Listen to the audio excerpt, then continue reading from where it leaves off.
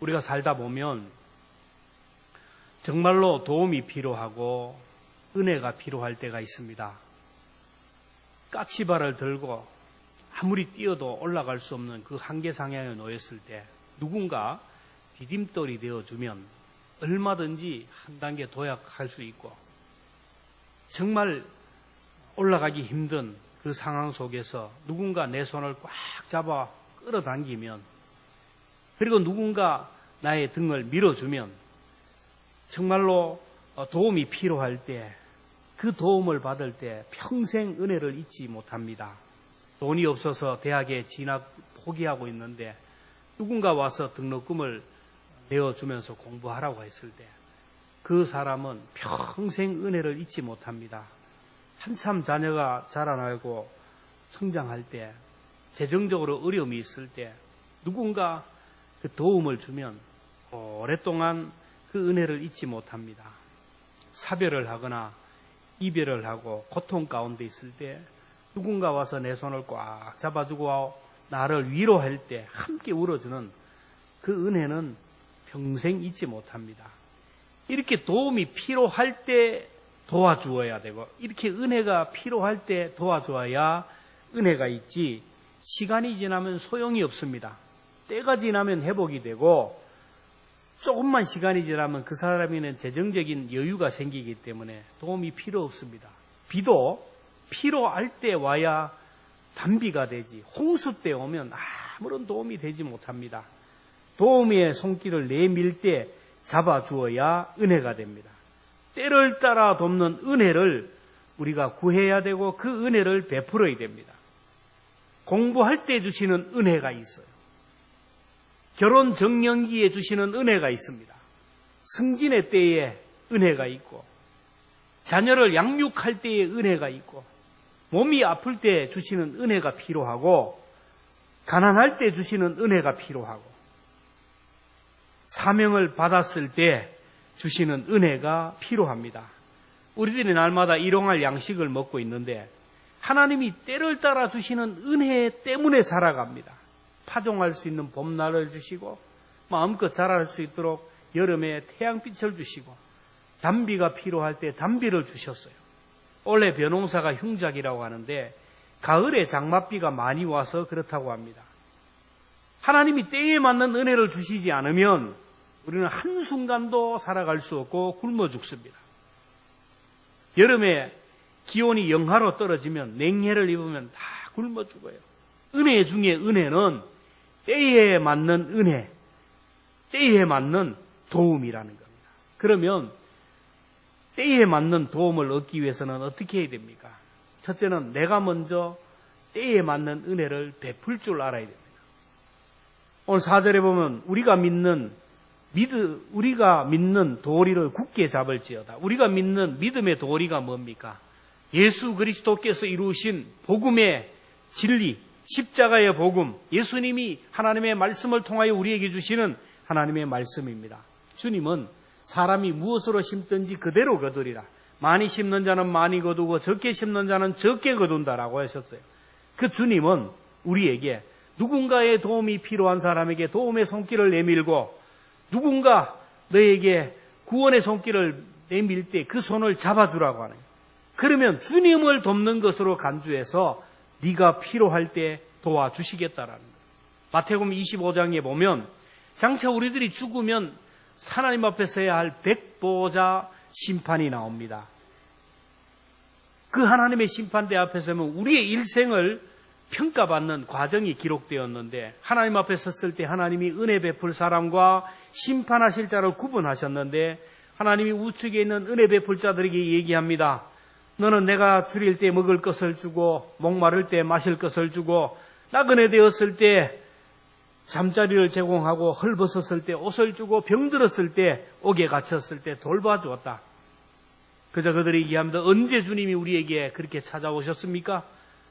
주님이 말씀하죠. 지극히 작은 자 하나에게 한 것이 나에게 한 것이라고.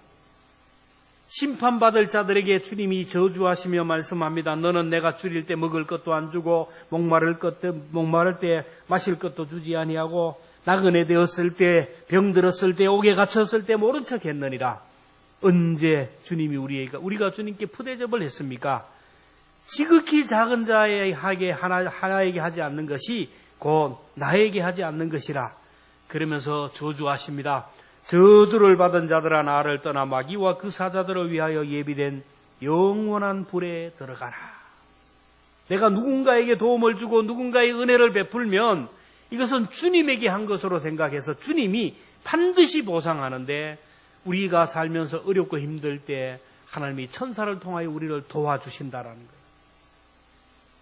그래서 오늘 여기에서 누군가의 은혜를 베풀고 누군가에게 도움을 주는 그 삶을 살아가면 미래가 걱정이 없습니다. 전도서 11장 1절에 보면 너는 내 떡을 물 위에 던지라. 여러 날 후에 도로 찾으리라. 흐르는 물에 떡을 던지면 다시는 내게 돌아오지 못합니다. 그러나 여러 날 후에 언젠가 내가 도움이 필요할 때 어디서이든지 나에게 그 도움의 손길이 다가온다라는 거예요. 고린도후서 9장 10절에 보면 심는 자에게 씨와 먹을 양식을 주시는 이가 너희 심을 것을 주사 풍성하게 하시고 너희의 의의 열매를 더하게 하니라.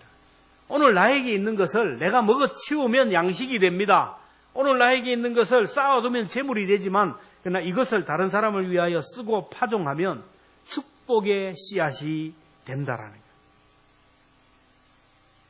파종도 시기가 있고 때가 있고 돕는 것도 기회가 있어요. 여러분들이 지금 이만큼 누리고 있는 것은 여러분의 조상들이 여러분들을 위하여 축복의 씨앗을 심었기 때문에 그 열매를 거두는 거예요. 그들이 심었을 때 때가 되어서 오늘 내게 열매를 거두는 거예요. 모든 것은 때가 있습니다. 은혜를 베푸는 것도 때가 있고 섬기는 것도 때가 있는 거예요. 그 때를 놓쳐버리면 나에게 심판이 다가오는 거예요. 지극히 작은 자에게 하지 않는 것이 곧 나에게 하지 않는 것이라. 지극히 작은 자의 모습으로 찾아오신 주님을 외면한 그 죄를 하나님이 심판한다라는 거예요. 하나님은 우리에게 은혜의 보좌에서 은혜를 베푸고 복을 주시지만 심판의 보좌에서 우리를 지켜보고 계십니다. 시편 9편 7절에 보면 여호와께서 영원히 앉으시며 심판을 위하여 보좌를 준비하셨도다.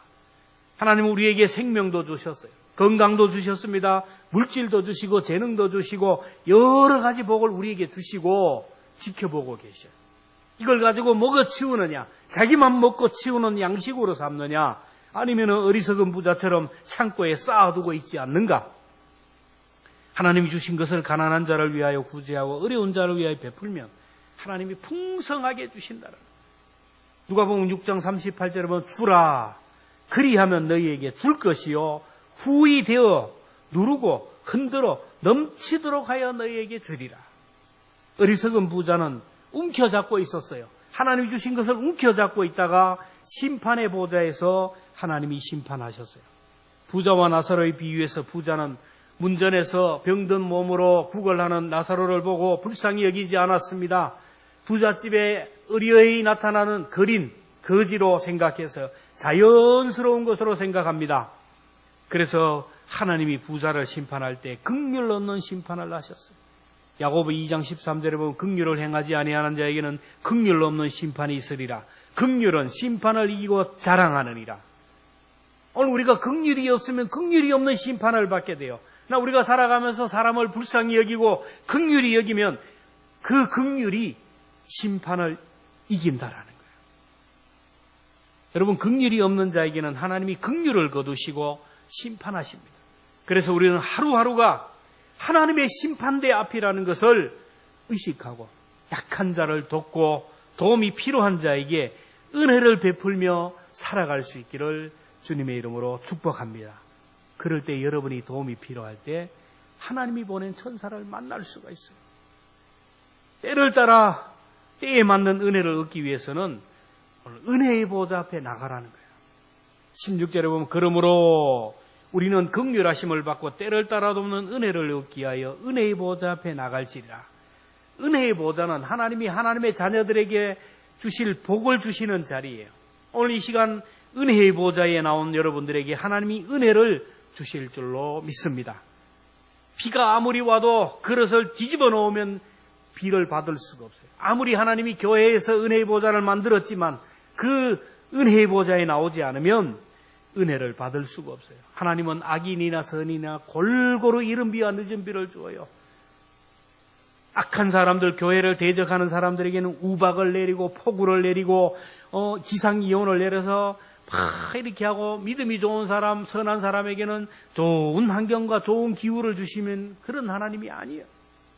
선인이나 악인이나 골고루 햇빛을 주시고 이른 비와 늦은 비를 주시고 열매 맺게 하십니다.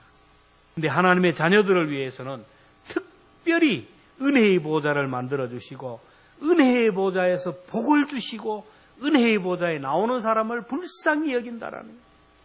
우리는 원래 하나님 앞에 나갈 수 없는 죄인들입니다. 그래서 구약에는 죄인이 하나님 앞에 나갈 때는 반드시 제사장을 통하여 희생 제물을 가지고 나가야 돼요. 구약의 대제사장도 하나님 앞에 나갈 때는 1년에 한 번 대속죄일 날 지성소에 들어갈 때 정말로 양의 피를 가지고 그 피로 들어갔는데, 지성소에 들어가면 죄가 있으면 그 자리에 죽어요. 대제사장도 옷에 방울을 달고 들어갑니다.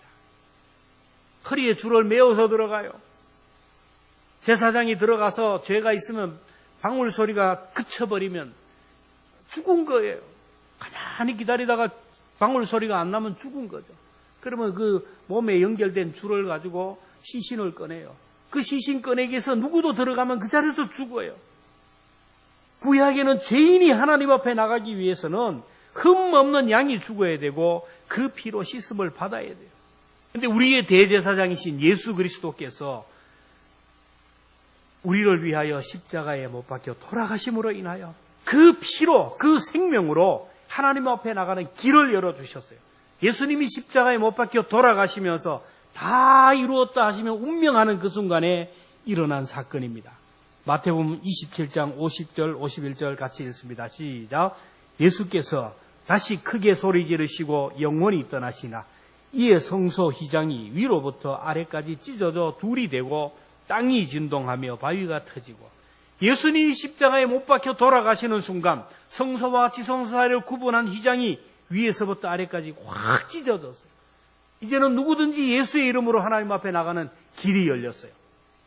그래서 오늘 우리는 목사를 통하여 가는 게 아니고 누구나 예수님의 이름으로 은혜의 보좌 앞에 나가는 길이 열렸다라는 거예요. 이 은혜의 보좌는 예수님이 십자가에 못 박혀 죽으시고 만든 자리고, 예수님이 죽으시고 살아난 하나님의 자녀들에게만 허락한 자리입니다.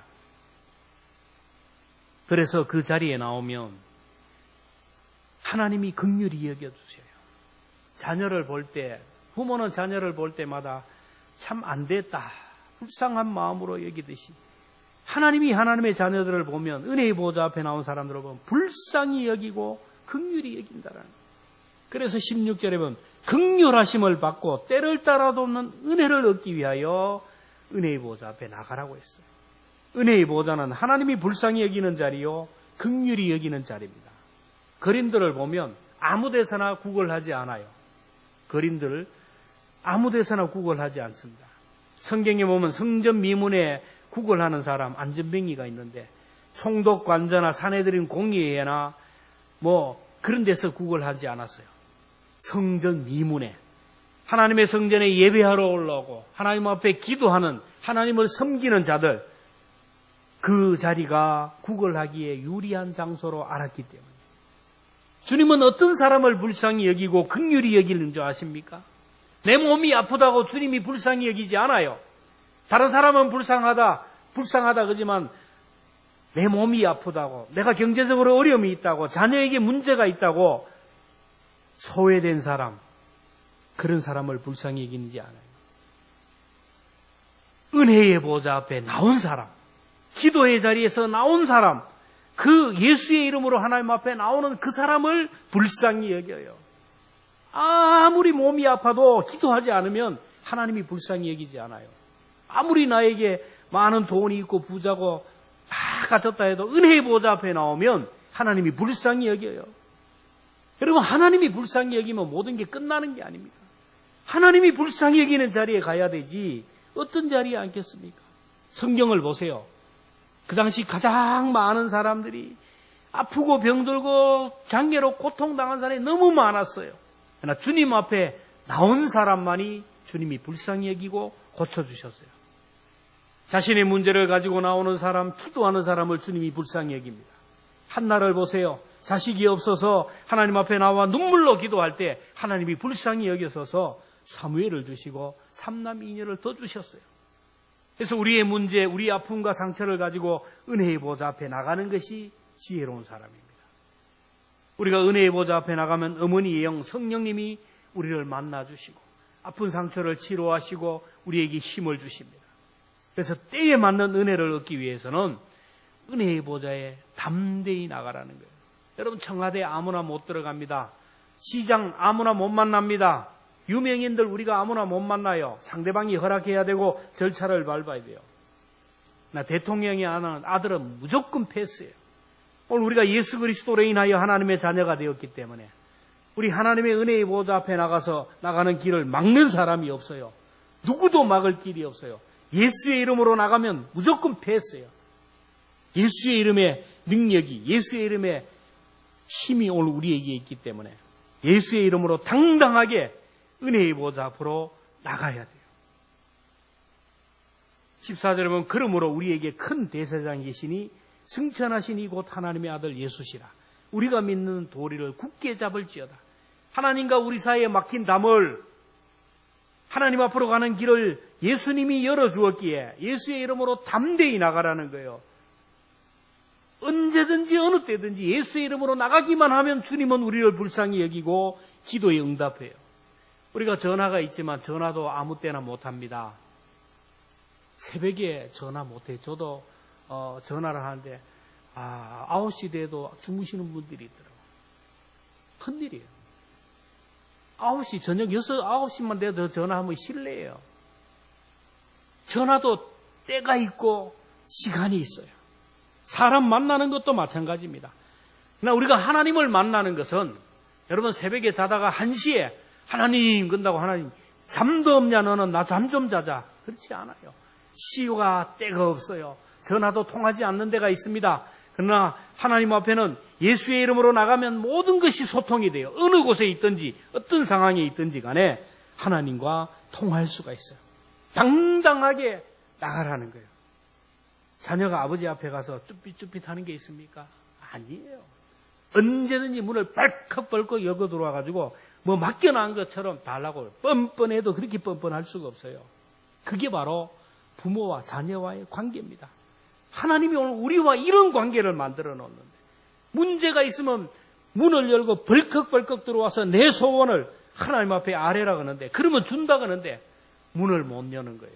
하나님 앞에 나가지를 못합니다. 혼자 끙끙거리고 혼자 아파하고 혼자 독백을 하는 거예요. 때에 맞는 은혜를 얻기 위해서 여러분 은혜의 보좌 앞에 담대히 나갈 수 있기를 주님의 이름으로 축원합니다. 때에 맞는 은혜의 보좌에 나가면 하나님이 때에 맞는 은혜를 주셔요. 16절에 때를 따라 돕는 은혜를 얻기 위하여 은혜의 보좌 앞에 담대히 나갈 것이라. 우리가 은혜의 보좌에서 기도하면 하나님이 가장 적답한 때에 은혜를 주십니다. 우리가 살아가다 보면 나에게 필요한 때가 있어요. 그리고 하나님이 생각하는 때가 있어. 내가 필요로 하는 은혜가 있고 하나님이 주시고자 하는 은혜가 있어요. 이게 갭이 크기 때문에 문제예요. 성숙한 사람은 나의 때와 하나님의 때가 그렇게 간격이 없어요. 내가 생각하는 은혜와 하나님이 주시고자 하는 생각하는 은혜가 간격이 없어요. 그래서 우리는 이래요. 하나님, 나에게 이런 은혜를 달라고, 이런 복을 달라고 오늘 여기에서 주셔야 되겠나이다. 주시옵소서 기도합니다.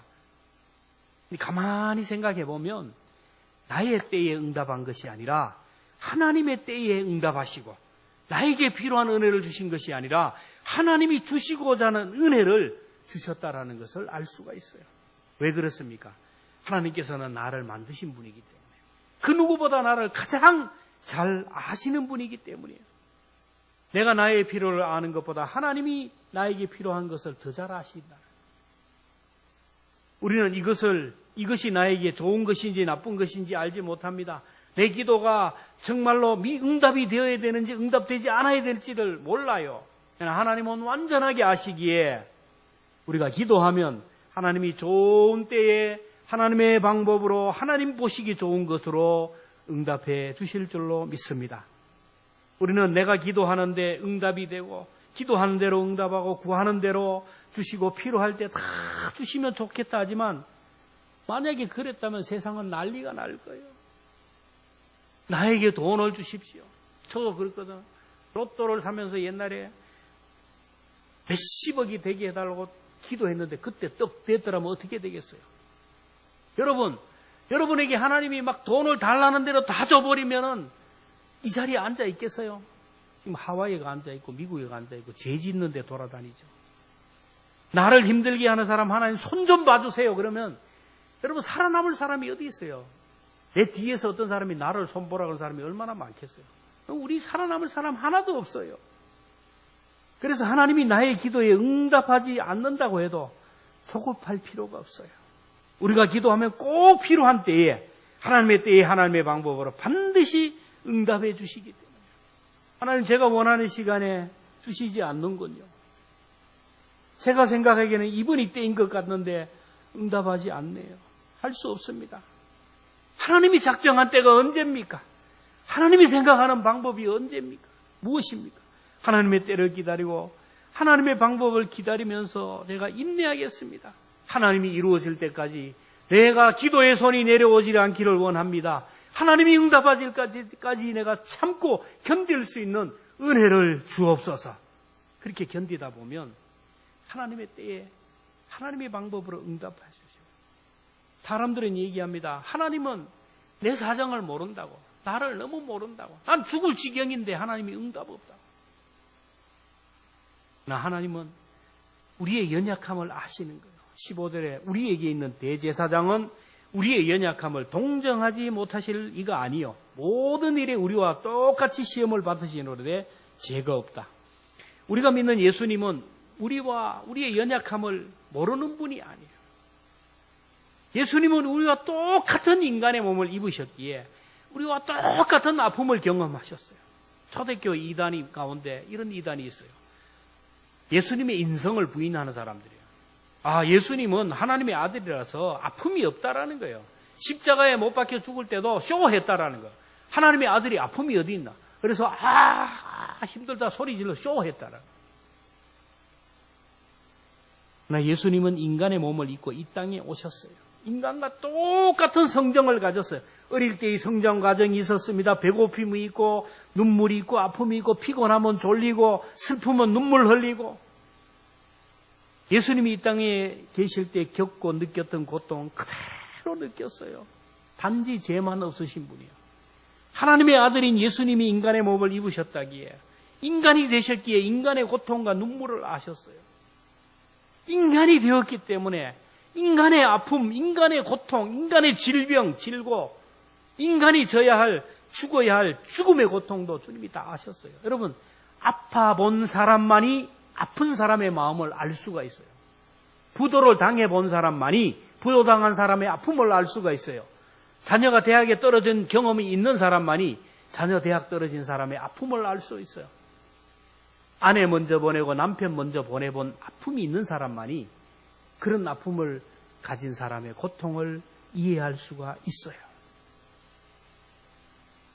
예수님은 인간과 똑같은 성정을 가지셨기에 우리의 연약함을 가장 잘 아시고 우리에게 필요한 것이 무엇인지 가장 잘 아시는 분이에요. 여러분, 우리에게 가장 필요한 건 뭡니까? 우리 인류에게 가장 필요한 것이 무엇이에요? 인간에게 가장 절실한 문제는 죄의 문제요, 죽음의 문제요. 죽고 나서 영원히 사는 죽음 이후의 문제가 아닙니까? 오늘 저와 여러분들에게 가장 절실한 문제가 뭡니까? 천국의 문제예요. 인간의 죄와 죽음의 문제, 지옥의 문제를 해결하기 위하여 하나님의 아들 예수님이 이 땅에 오시고 십자가에 돌아가셨어요. 그래서 예수님의 최고의 관심사는 우리의 죄의 문제가 해결되는 것이고 천국에서 영원히 사는 문제예요. 인간의 근본적인 문제를 해결하기 위하여 주님이 인간의 몸을 입고 이 땅에 오셔서 십자가에 죽으셨어요. 우리 위하여 십자가에 죽으신 주님은 오늘 우리에게 가장 필요한 것이 무엇인지 알아요. 그래서 주님의 때에 주님의 방법으로 은혜를 주신다라는 거예요. 그래서요, 때로는 우리의 기도를 거절하시고 다른 은혜를 주실 때가 있어요. 요셉을 보세요. 요셉이 뭔 죄가 있습니까? 형들의 미움을 받아서 애굽의 종으로 팔려가요. 애굽에서도 성실하게 살았는데 성추행범이라는 억울한 누명을 쓰고 감옥에 갇혔어요. 요셉의 입장에서 보면 너무너무 억울해요. 내가 왜 억울하게 애굽의 노예로 팔려오고, 내가 왜 믿음으로 살다가 감옥에 가고, 왜 이렇게 고통을 당해야 되느냐. 그러나 그가 감옥에 갔기 때문에 술 맡은 관원장과 떡 맡은 관원장의 그 관원장을 만나고 그들의 꿈을 해석해 줘요. 그 꿈을 해석한 사람은 왕궁으로 돌아가면서 내가 곧 너를 부를 테니까 기다려라. 요셉은 기대와 설렘으로 이제 고생 끝났다. 이제 이분이 나가면 나는 석방될 것이고 나는 왕궁으로 갈 것이다.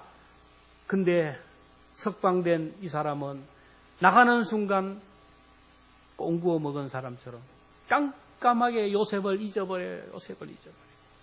기다려도 요셉에게는 소식이 없어요. 오랜 시간이 지났어요. 요셉의 입장에 보면 배은망덕도 입으시. 나 때문에 살아나고 나 때문에 복직했는데 나를 잊어버리다.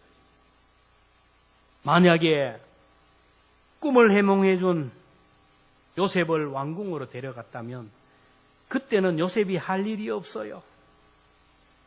그리고 요셉은 또 다른 사람에게 노예로 팔려가야 합니다. 감옥에 있는 요셉은 답답하고 억울하였지만 바로가 요셉을 필요할 때까지, 하나님의 때까지 기다려야 했어요. 바로가 꿈을 꿉니다. 그 누구도 그 꿈을 해몽하지 못할 때 비로소 그 사람이 요셉이 생각나서 요셉이 바로 앞에 서지 않습니까? 하나님은 요셉을 먼저 애굽에 보내시고 7년 흉년을 대비하시고 수많은 사람들을 기근에서 구원하시고 그의 가족을 구원했어요. 그래서 우리는 어떤 일이 있어도 낙심하고 절망할 필요가 없어요. 은혜의 보좌에 앉아있기만 하면 됩니다. 하나님과의 좋은 관계를 가지면 돼요. 무슨 일이 있어도 은혜의 보좌를 떠나면 안 됩니다. 은혜의 보좌에, 기도의 자리에 앉아있으면 하나님이 나를 불쌍히 여겨요. 내가 아프다고, 내가 힘들다고, 내가 누구에게 억울한 누명을 썼다고 하소연할 필요가 없어요. 불쌍히 여기는 사람 없습니다. 은혜의 보좌 와서 앉아 울면 은혜의 보좌 앞에서 졸더라도 하나님이 우리를 불쌍히 여깁니다. 하나님이 우리를 불쌍히 여기면 끝나는 게 아닙니까? 은혜의 보좌에 앉아 있으면 은혜가 임합니다.